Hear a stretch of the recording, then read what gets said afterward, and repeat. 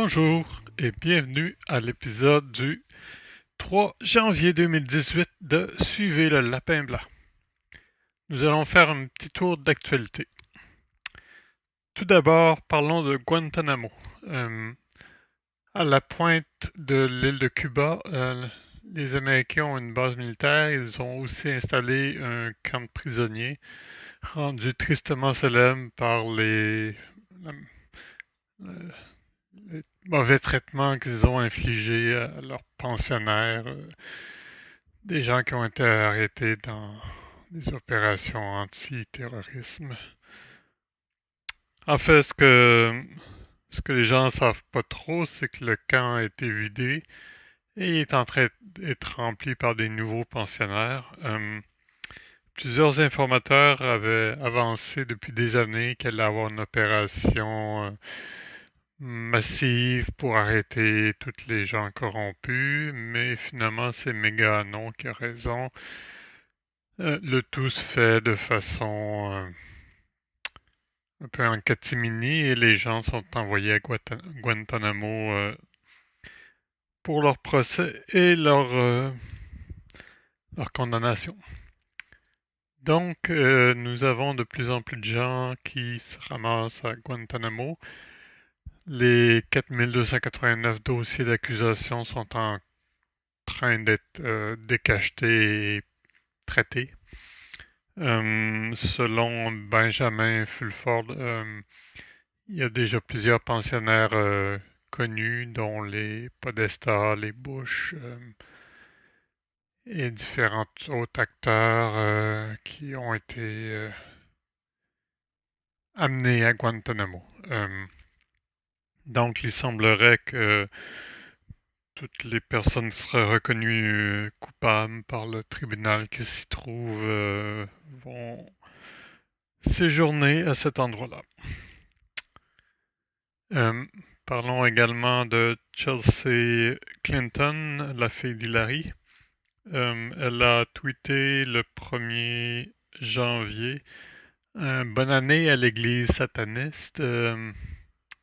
J'avais écrit un article au sujet de son penchant pour le satanisme. Elle porte toujours une croix inversée, un symbole de satanisme.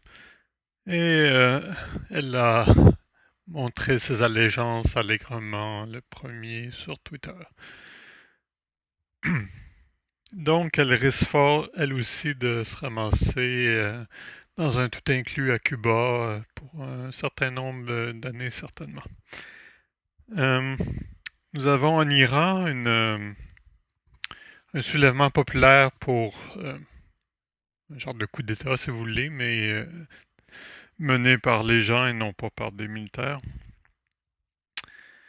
Bon, les médias de propagande s'amusaient, entre autres au Canada aujourd'hui, et titraient qu'il y avait une grande manifestation pro-régime, mais ils disent pas vraiment qu'est-ce qui se passe.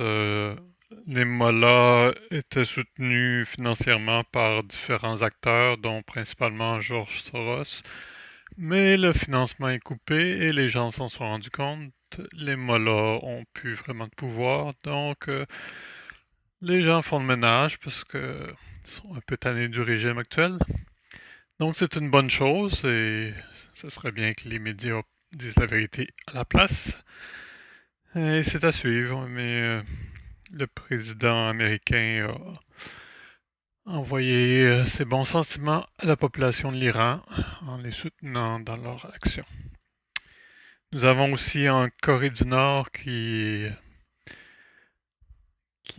a encore des menaces nucléaires. Il ne faut pas avoir peur de ça, c'est du chantage.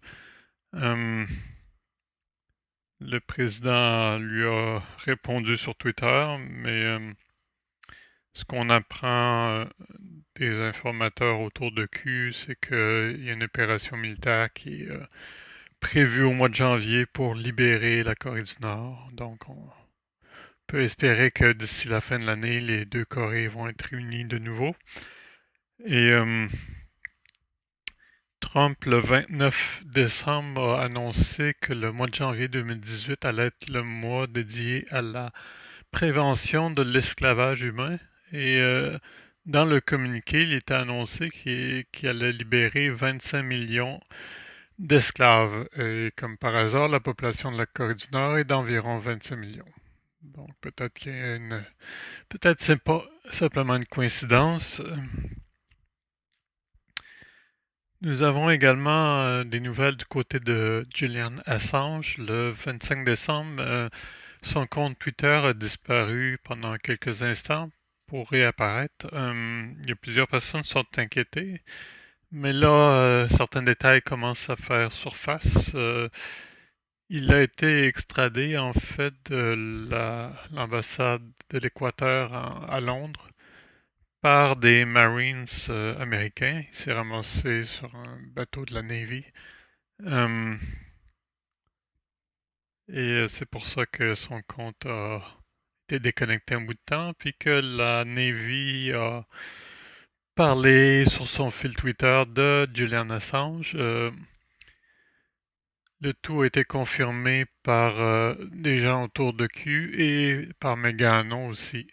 On apprenait aussi également aujourd'hui de la part de Kabamur que Julian Assange est un travailleur de la lumière et que le président Trump le respecte, a de l'estime pour lui et aimerait bien travailler avec lui. Je crois bien que ce sera le cas en 2018. Julian Assange a beaucoup de documents juteux à dévoiler via Wikileaks et visiblement il se prépare à attaquer la cabale européenne, entre autres la monarchie. Le premier, monarchie britannique, le premier tweet qu'il a envoyé avec son compte lorsqu'il a réapparu, c'était un corgi excité. Et si vous ne le savez pas, le chien favori de la reine d'Angleterre est le corgi. Donc, c'était comme un message, possiblement. Et le 1er janvier, il a tweeté un code avec le vidéo d'I Am euh, Paper Planes, je crois que le titre de la pièce, et si vous écoutez les paroles, c'est assez explicite dans le sens où c'est quoi les intentions de Julian Assange.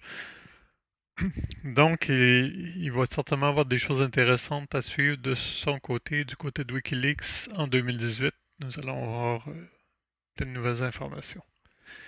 Merci de m'avoir écouté et au prochain épisode.